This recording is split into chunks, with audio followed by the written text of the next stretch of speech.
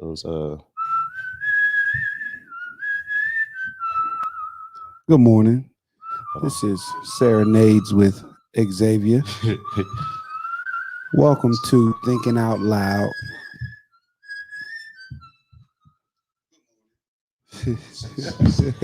What's up? This is we back. We here. Let's do Friday. Let's do it. I always have difficulty sharing. For sure. I know, but it just don't. Right, it don't work. post. Hey. Post. Hey. If you're watching right now, if you're on, go share it right now to your page. Share us. We about to get into it. Something like this morning. Oh, okay. We're here. We're here. I was like, what is it lag? Man. Man. I had to ask though, how y'all been? I ain't seen y'all since like, man, I want to say April, man. Yeah. I think it's smooth May. Okay, maybe Nice little smooth. summer break. No, I'm saying it's been since I think early May. Okay. Little summer break. Yeah. Little summer That's break. that's a good way to look at it. You know, it's just summer vibes. How y'all been?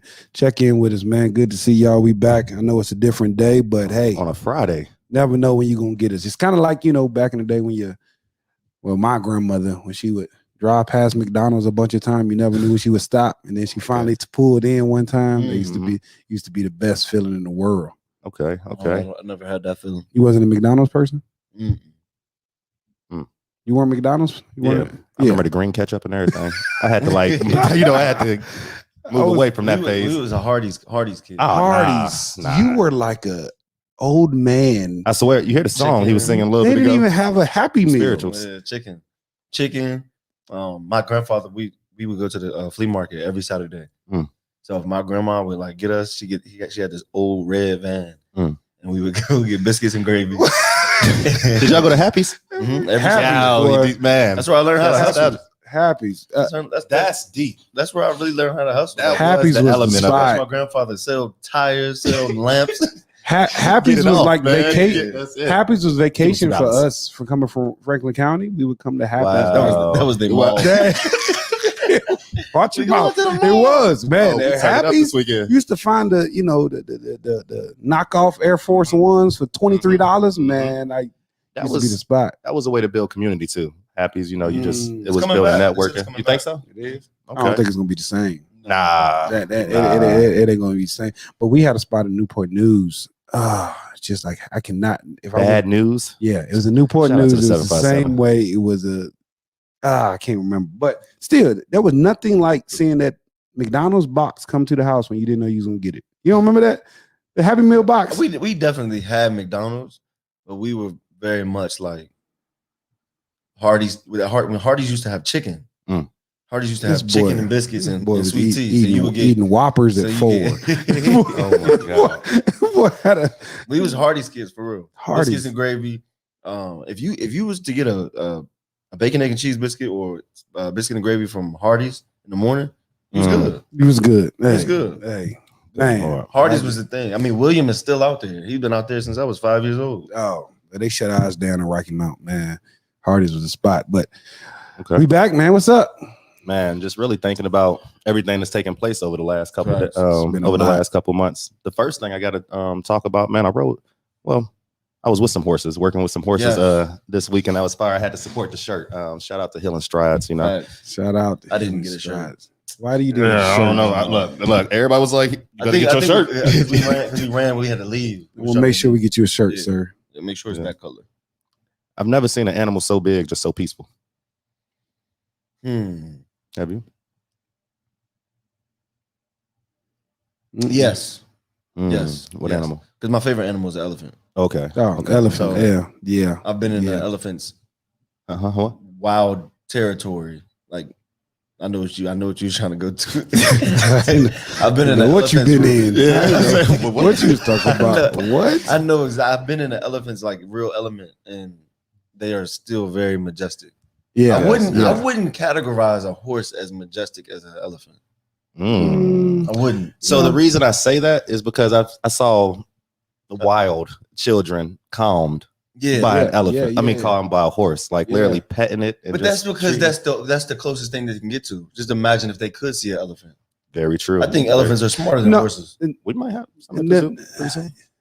I'm not going to talk about the smartness because I don't know, but Right. but what I do know is that horses have, with working there and learning about them, horses have this therapeutic calming effect over just people, because even biblically, if you look at it, when God was talking about the horses to Zechariah, he talked about, the horses of all the different colors being the peace over earth, right? You go and be the peacemaker. So horses, even biblically, have just naturally been that way, man. The work that I've seen horses do with people, and not even having to talk to people, just being around them. And again, I'm somebody coming from a completely different background. Even though growing up in Franklin County, I was never around horses. We used to be at farms and things of that nature. But you used to ride horses to school? no, I never. Concrete cowboys. Whatever. No. So I definitely, yesterday was just amazing to watch, seeing those little black boys being able to get up on them nares and do what they needed to do, and show confidence and do something that, historically they probably would have never thought of doing, or thought was whack, or would have never thought about doing. So that was a huge moment yesterday. Yeah, I definitely saw a different shining in their eyes yesterday when they were on it. It wasn't a fearful thing. They looked scared, but I think it was just a total shock of like, yo, I'm on a horse. Yeah. Like, I'm on a horse. Like 30 minutes ago, I was in a car. And it could be such a cool analogy, because a lot of the stuff we do there when we're in therapy is analogy driven and metaphor. So even, if you can be up on a horse, it's so large and you're so small, and you can have some type of control over it. What's to say you can't control your anger? You can't control your emotions. You can't control those things. Now, at the same time, if you aren't in sync with your teammate or in sync with the horse, you let the horse lead, then that's when you get out of control. Same thing with your emotions. When you're not in sync with them, you don't, work on them. You don't take care of them. You don't groom them. Just like you do the horse is going to buck back. So let me ask y'all this then. Speaking of just managing and taking control, I feel like this summer we haven't really taken a break. It's like we haven't really taken our foot off the pedal yet. How are y'all managing and staying emotionally, stable? You know what I'm saying? We just talked about that, didn't we? Yeah, it's crazy. Yeah, because it's been full throttle. I think it has been full throttle. I had a episode yesterday where I was. Oh wow! Not nothing crazy or anything like that, but it was like when we got back, it was like, okay, that was a long day, and it was like, I still got work to do. You're right. You know what I'm saying? I still got work to do. So I sat in the coffee shop for a little while, and I started doing it. And my mind started just going everywhere. I started to get overwhelmed, and I was like, you know what? Like, this can wait. Like, I would rather protect my peace. Honestly, I would rather protect my peace right now and go get something to eat, because I hadn't ate. They ate themselves with, you know what I'm saying? I'm a grown man. Like, I need some food. A little bite. Yeah. You gotta go there with Hardee's. So I was like, yo, I'm gonna protect my peace. Now that's, historically, we probably, us as just like, entrepreneurs or just people that have a motor and a drive, naturally, we would have just pushed through it. It's like, no, you got to get this done. Then you tap out. Okay. Yeah. So I was like, you know what? I'm gonna choose to actually like chill for a second, recollect myself, get around some love, like get energized, and then I can go back into it. Yeah. So it has been full throttle, but I definitely think I'm at the maturity now where that slow growth is better than no growth. So I'm okay with. I love that. I'm really okay with not having to get to that destination fast. Right. But I want to make sure I get there right, and I'm still standing up. Yeah. And have my mind when I I get love there. that. And you can enjoy it. Right. The worst thing is for us to get to this destination, like we've been talking about. Like, I don't want to get somewhere and I don't have nobody with me, and my mind is not right. That's I want to crazy. get there and be able to stand up straight and be able to, enjoy it. Like, And that's something Shaq was just talking about that in a little excerpt I saw. Yeah. And he was talking about, as you get older, you should start using your mind more and your body less. Yeah. And then that's really the key of that longevity. Yeah. And And for me, it's been protect similar. our peace. Yeah, but for me, it's been similar. But for me, it's been just trying to find my flow. Like, when do I feel, not even feel good? Because you're not always going to feel good about what you're doing. It's not always going to be like, this is great. But what is it consistently? Because I'm trying to figure out, like, so if I felt good yesterday, that wasn't a coincidence. I'm tired of these good feeling days being a coincidence. Like, what did I do? What was it that I consistently tried to do that I felt on it? In my therapy sessions, I felt like I was present. Doing my work, I felt like I was, tapped in. What was it? So for me, it's been dissecting my days and how did I construct yesterday that I had control over, right? What was it? Did I wake up? Did I eat a certain thing? Was I just trying to find that consistency on there? And then secondly, and I, apologize to y'all for this, it's been before I would never ever say no. I would, and I know that's so cliche to say. That was before. But I would never ever say no. And I know last week I struggled with it. That's why when you asked, like, why hadn't you been and said that? I struggled with being like, I can't do this. Yeah. And for me, that's been huge. Of even with some of my clients that people may want to come on. I'll just say yes. Yeah, I got it. I'll take it. And before long, the product and what I'm giving isn't what it needs to be. So just get into the space where I'm okay and I'm thinking of abundance, not of lack, right? Because the reason I would say is because not even for profit, but for the thought of lack of I'm going to lose something. I'm going to, lose my friends. I'm going to lose this thing or I'm going to grow this relationship. Or we're going to get closer, or I'm going to get more. So I think those two things. I think it's about a lot about intention too. Because I was talking to Alicia the other day. Shout out to Alicia. Yeah. Oh, is she on? Oh yeah. Oh, darn. Protect your soul. Oh, she going in. Oh yeah. I love it. It's crazy because I was talking to her about the things we choose to engage ourselves in, and how sometimes you do have to say, like, you know what? Naturally, we all want to just say yes to everything and help everything and just engage ourselves in everything. We're good at it. We could probably, help it rise to the occasion. But a lot of times we have to decline. Yeah. Sorry. Yeah. Like, sorry, but not sorry at the same time. Yeah. I'm gonna have to decline on that because if I spread myself too thin, then I'm not good. Yeah. And if I'm not good, then I'm not bringing you no benefit.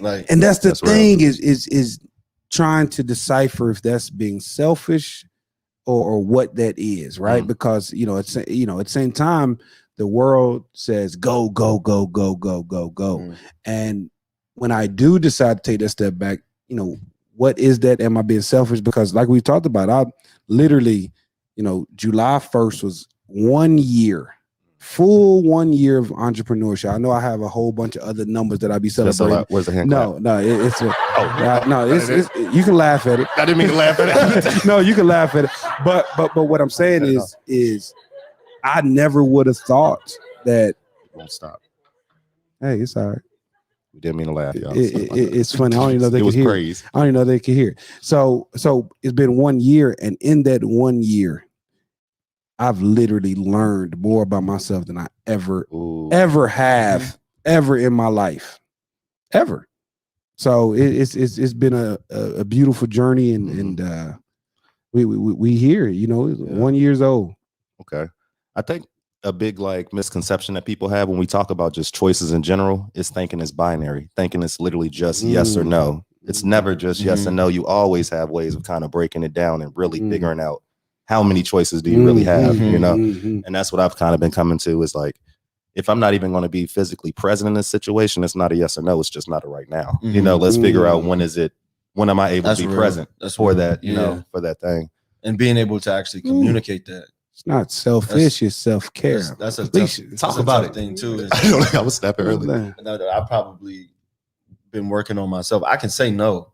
My biggest thing is communicating it effectively. You can say no all day. That's it. Yeah, if you can't communicate that effectively, say no and just avoid. Right. As opposed to saying Actually being able to communicate that and not feel bad about it, or Ooh. You know what I'm saying, or saying it with intention and knowing that I'm not there yet. Right. I'm saying no now. Yeah. Right. I was going to ask, feel bad about it. How was y'all's communication? Like, do y'all prefer texting or like an actual phone call or actual in person? Because I'm learning when I'm trying to help people with decisions or we're trying to figure out choices through texting, they don't catch the tone. And it always, so like literally business related stuff, I try to stay away from text. Yeah, it's like we need to actually talk or I need or to see you in person. Exactly. So we can be on the same page about this. I like seeing in person. And then I've gotten the little voice text things you can send. I do those all the Man, Dan, you've been hitting me with them. Look, he be loving it. I love. If it's a long message, there's no reason why not. It makes sense. It makes the best community. I just feel like it's the best because you hear my tone. I can say what I need to say, and you don't have to listen to it right now. Okay, like you can listen to it later. You come back to it. You can keep it. Those two ways is the best. I cannot stand texting. Anybody knows my phone. I cannot stand texting. I think I got like 423 unresponded text messages. Yeah. And I remember back a few years ago, I used to look What made you want to check yours? No. I remember looking at X's phone back before, and I used to be like, this Negro don't talk to nobody. Why he didn't answer it? It used to bug me, like answer those text messages. But that was in me. I felt like I had, like everything was right now. I had to give everybody a response. Right. And if you're somebody out there that I haven't responded to, it's not intentional. It's not intentional. Not like I look at it. It's just at that moment, I can speak for myself. My energy may be focused, and if I stop and break it for a second, I've broken everything I'm headed towards. It's not intentional. It's not a brush off. And I may text back like you, and now I get it. I may text back a week later and be like, "Yo, what's up?" And and I'll catch up right where we left. I might even initiate and say, "Hey, say, hey, what's up? What's up?" And I'm gone. That's it. And I'm gone. My focus has literally just shifted. Just gone. That quick. I love it. Okay, so then let's take it a step further and ask: does it really matter if people like you in business? Yeah, Alicia. She said she got 900 text messages. She ain't. Jesus. Yeah, that's it's real.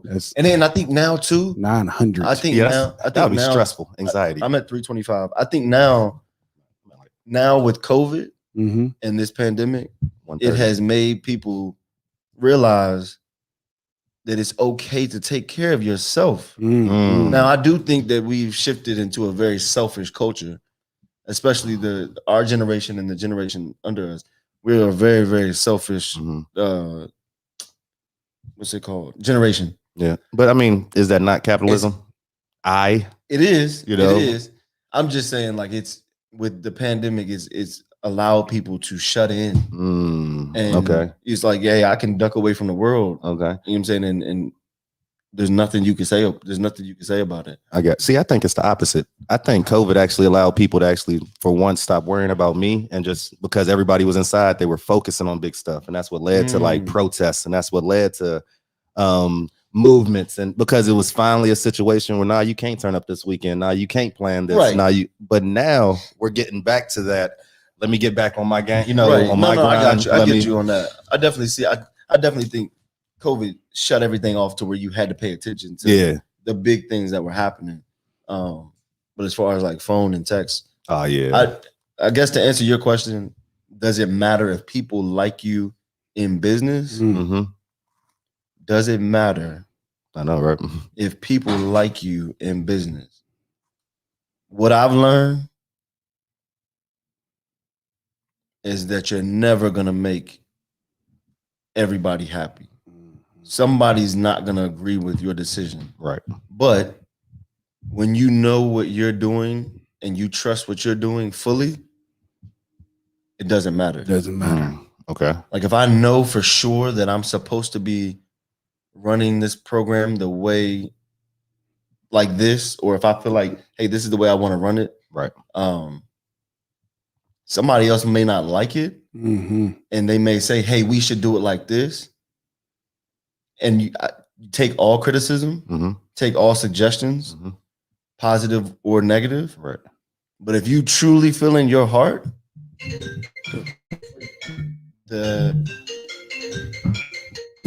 Are we live still? I don't know. We good? Yeah. We live. But if you my bad. If you truly feel in your heart that you're making the right decisions for your business, and that's what we're talking about right now. Right. Not somebody else's business. Because at the end of the day, at the end of the day, people are not gonna like you. Like it is what it is. Yeah. And I don't even know if it's so much as like, do you care if people like you or like your decisions? You want to make sure that you're leading people, and they understand that, hey, I'm following his lead. Okay. He doesn't agree with my decision, but I trust this leader enough that I'm gonna follow anyway. Yeah, because I trust him that much. Yeah. I trust his vision that much. I'm there with you. So I think it can play, because naturally people are not gonna agree with you. That doesn't mean they don't like you. Now, you as a leader, you need to be secure about yourself enough to know that just because they just disagree with you doesn't mean they don't like you. Yeah. You need to know that you're following your herd, or whatever you want to call it. Your community is behind you enough that they should have the heart to say, I don't agree with you. Yeah. I don't like this right now. Like that. Yeah. But I'm still rock with you. Right. Like that. Absolutely. And I think is because I struggle with people liking me. Like that's something I draw energy from, is like I feel like I need to make sure everyone like. But one thing I realize is that relationship is more important, like creating relationship. That's not even like, where we both have to like each other, but people understanding you a little bit deeper than just a like, right? Like I like you. I think creating relationships is super important. And then you took it to like the people you're leading. I'm talking about also the people on the outside watching. And I think it's super important that as an entrepreneur and as a person who's going after your dreams, you protect yourself of who you think needs to like or whose opinion that you really care. Because I was watching Brene Brown. I listened to Brene Brown on the way back from Atlanta, and she was talking about can't remember who did the quote. I don't want to say Thomas Jefferson, but he talked about the being the man in the arena, right? When you're in the arena, but then all the people on the outside have so much to say. I had my first and mind you, I could have had 1,000, but I had my first blatant, I don't like what you're doing. Wow. Social media, like message, like I think this is stupid. Like someone blatantly said that, and then and I was like, whoa. And then my wife was like, why are you even responding? Yeah. But I wanted to see how I would respond, right? I really did. And by the end of it, and mind you, I gave you way too much energy. I was gonna say, was that ego? As soon as you said, I wanted to see how I respond. Yeah. But like I said, it was my first one, and hopefully one day I got so many DMs that I just don't even got to look at it. But it was my first one. Like I respond to DMs when players message me, I respond. So I opened it thinking it was a player. Boom! I think this is stupid. I said, yo, this is dumb. You did it and all of this stuff. So by the end of it, I was able to explain what I do. But then afterwards, I was like, that didn't even suffice that energy, because at the end of the day, you're still watching, you still see it, and for you to have that time. So I think for me, that was a reset of my first, that's my stuff like that. That's my first, and I know that, but in my first year, that's like somebody saying your baby ugly, your baby 1 year old, and it was tough. So that was my first. That was my first situation. Okay. Be careful with even just responding to stuff like that. Yeah. They'll pull you so far out of your element. Yeah. And draw you into a funnel of thinking like, darn, am I doing it? Oh yeah. Screenshots. I would have. And a lot of people just plot. Like, I'm a mess with him. You know what I'm saying? Like, people got time on their hands. And come out like the victim. Yeah. I mean, I wouldn't even remotely respond to anything like that unless it's somebody asking, why do you do this? That was what it turned into. And eventually I was like, ask a question instead of telling me like being negative or being hateful. Like, that's all he wanted to do. And ended up, it was just a person that had wanted to train with me before, that I told him I didn't do the type of training he wanted. He wanted this straight up full on training. He sent me videos of Ezekiel Elliott. I want to do that, bro. That's not the training we do. Right. We do this and third, and it ended up being there was salty feelings from that. But then how do you manage? Okay, if I don't respond, I done read it now. It is what it is. You read it. Yeah. He sent you a message for you to read, and you read it. Yeah. Everyone got what they wanted. It's your social media, like exactly. that's no, I mean, I understand the social media side. I'm talking about the emotional side of now. Because I'm like I said, I struggle with this. Being totally transparent. Individuals have always been their way of liking, just on that surface level, liking what I do, agreeing with what I do. Not agreeing, that's the wrong word. Just liking it, So that goes back to what he said. It's an ego thing of like, you got into this knowing that everybody wasn't gonna like what you did. Yeah. Like the moment that you decide to be an entrepreneur, oh yeah, you gotta know there's gonna be some people that don't. Well, dang it, that was my first. I'm talking about that was my first one, bro. It was like, especially when what you're doing is helping, right? What you think is helping, right? That's the tough part. It makes people even not know what to do when you don't respond. When you let them have to sit in their thoughts, and they don't get the satisfaction of, oh, I got them. I drew them in. That's what we tell kids all the time. Let it go. Let it go. I didn't. Drawing them in. That's where I say that every day. I handled it well. By the end of it, now he was asking, "Oh, that's dope. How much are your sessions?" By the end, but it took a long time. I was gonna say, look how much energy. It took a lot of energy. There was so much more. I do want you to click on that last comment from Alicia, though. I think that was a good answer. Likeness sells and allows for partnerships and collaborations. Speaking of I definitely think that. Yeah, I was like, that was a good way to. That's speaking on the other spectrum of what I was. That doesn't really answer the question. But it's true. It's the other side of what you were saying. You were saying, do you have to be liked? Right. I think we have to have Alicia on one day. She for sure. She's in here. And speaking of likeness, just really quickly, you saw NCAA athletes can now get paid for their likeness. And you saw the first one, Master P son. Master P son. Was it 3 mil? With a 2 million. 2 million with a. So all I'm saying, if we got any players, I probably would have had a nice little contract. I feel like it's gonna be crazy for these athletes now. We would have had the Hardy's deal. Hey, so how do y'all Hardy's and Carl's Jr.? So how do y'all feel about that back pay situation where they're talking about like Reggie Bush and the people that lost the Heisman's? I know some people right now that I play football with in college that should have definitely been paid. I was on NCAA 2012, so I feel like I should be paid. Yeah, so I feel like there's some royalty from that. I was on. I heard it. 2007. 2007. Oh Lord, Daniel was 73. All hey, I was on there. I was on the game. My number in Roanoke, Virginia. They had Roanoke, Virginia. They didn't even have Rocky Mount. They had Roanoke. They had me from Roanoke. But what I'm saying is to any athletes or any parents of athletes, just be careful, because with this amazing thing, there's people who are going to take advantage of it. There's going to be people who take advantage of it, take advantage of you, trying to get paid. Now we're talking about, before it was NFL players who were a little bit older that had agents. Now we're talking about straight up 16, 17-year-olds already getting hit up in their DMs. Hey, I can do this. Be your agent. Man, and be your agent already. So just be careful. Yeah, that's crazy. Okay, fellas. I'm gonna talk about something else. I just want to keep going on this, on this same thing. Daniel, I want to talk about something we talked about the other day. And it led up to a question when it was saying, when have you experienced a situation where, when have you experienced a person expecting to receive more from you than they're willing to give? And what do you do about that person? Because you're helping them, you're benefiting them, but when is it time to kind of cut them off, or do you? Ask that one more time. When have you experienced a person expecting to receive more from you constantly than they're willing to give? You said when? Yeah, when have you experienced that, and how did you handle it? Yeah.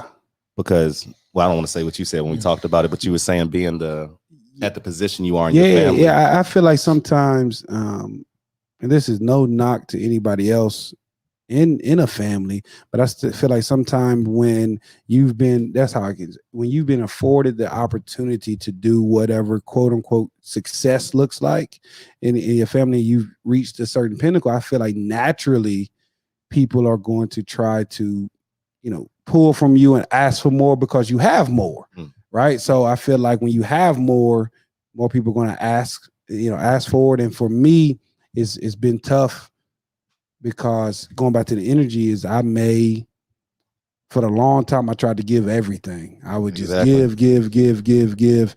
everything. And then one day I remember it was a tough conversation, and it was like, you ain't did nothing for me. what? Wait a minute.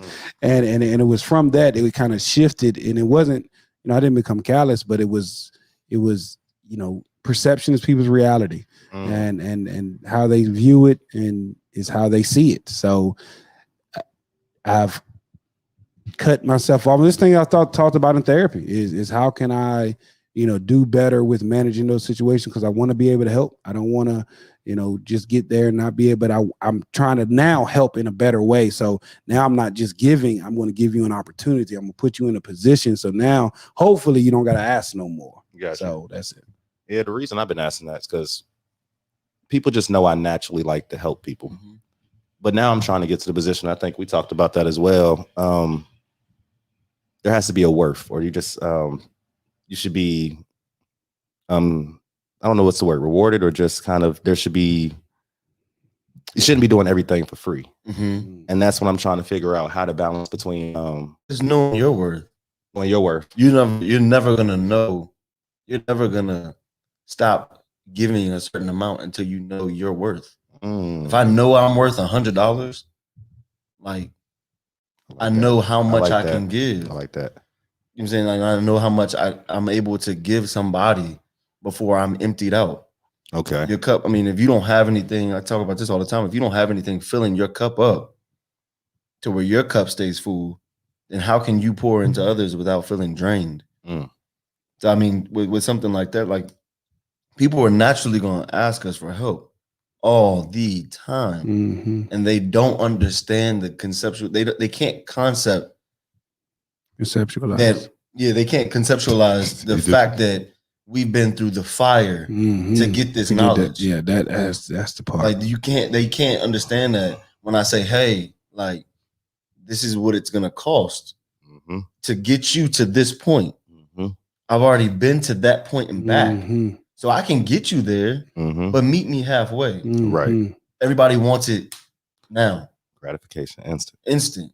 So it's just, I mean, it goes back to what Daniel said. No, I can't do it. I can't do it. Sorry. With a straight face. Like, that's it. And even if you said yes 1,000 times, that no, and again, that's really that's the mental game of where we are. That's the knowing your worth and understanding and self-awareness is all goes into it. I really feel like this walk, and when you're trying to construct your dream and live your dream, the mental side of it is harder than anything else. It is, and I don't think it's a physical thing. I think you can work, like you can physically put in the work, but I think it's the mental game and the mental stuff of when I hear people now it's so crazy who are I don't want to say under me, but I'm like, my job next week. Whoa. Hold on now. That this is like, you see where this is, and that's why I think it's important for us to be transparent a little bit with some of the ups and downs and highs and lows, so people can kind of see that world, because everybody just see the NBA player. They don't see the work that kind of goes in. So I think that's important. Okay. I love it. But I appreciate y'all. Yes, sir. I was gonna say, because it's a Friday, it doesn't, we're gonna just hit y'all with like Friday. A little quick, snippet for a Friday. That's it. Closing thoughts? Anything? I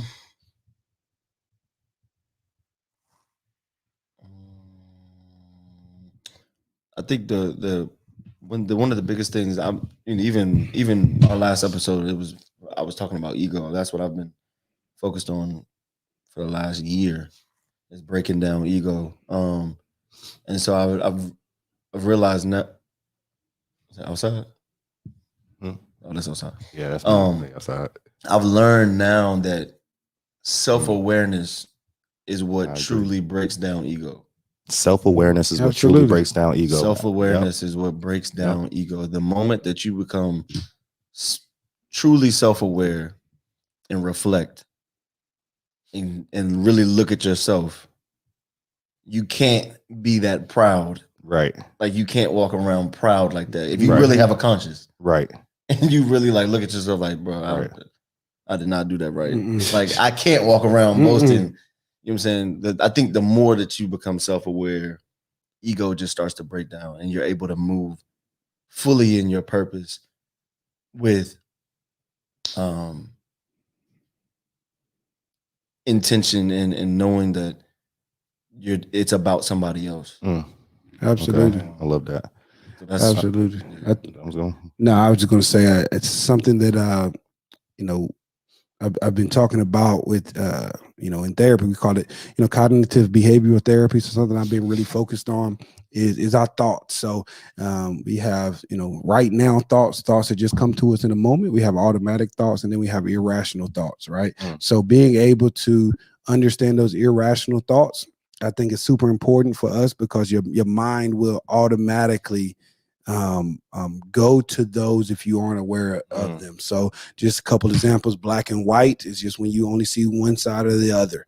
You know, filtering, when you filter out all the positive possibilities and you just look for the negative. So I think those things can happen so quickly. And what I've been doing, especially when I'm working with some of my clients or with some of the young people, is just giving names to those things. Like, yo, I didn't know that had a name to it. And sometimes they can give us power, right? So when we're starting to think certain ways, like filtering or like black and white thinking, being able to stop and switch that thought and being able to add in you know, black and white thinking, adding in, well, could there be another way, or could there be something else I could be thinking? So adding in those thoughts from the situation to the action, adding in that thought in between. Okay, excellent. My announcement, I'd like to just talk about a new collaboration I have. I can't go too into detail about it. Well, I just don't want to yet. But I do want to let y'all know, just kind of a heads up, if you have any kids right now, ages 8 through about 14, send me an email, and I have some amazing opportunities for them if they're interested in IT, cybersecurity, gamification, micro bits, anything dealing with technology. And I specifically want to give it to individuals who want the opportunity, but are having issues with funding, if that makes sense. So hit me up, and I'll have hopefully a nice announcement coming out this week for y'all. Okay. Good. Love y'all boys, man. Good Yes, to see y'all. sir. We'll be back. We'll see y'all when we see you. Yeah, man. Peace. Peace.